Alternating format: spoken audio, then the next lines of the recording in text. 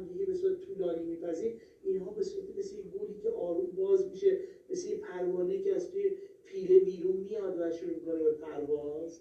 آشپزی ایرانی هم شکلیه.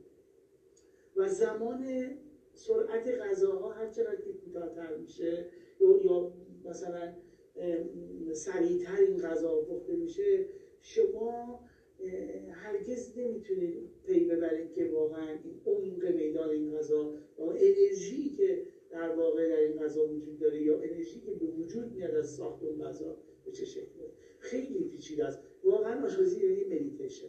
درست. میریم یه بخش از برنامه رو میبینیم، دوباره برمیگردیم.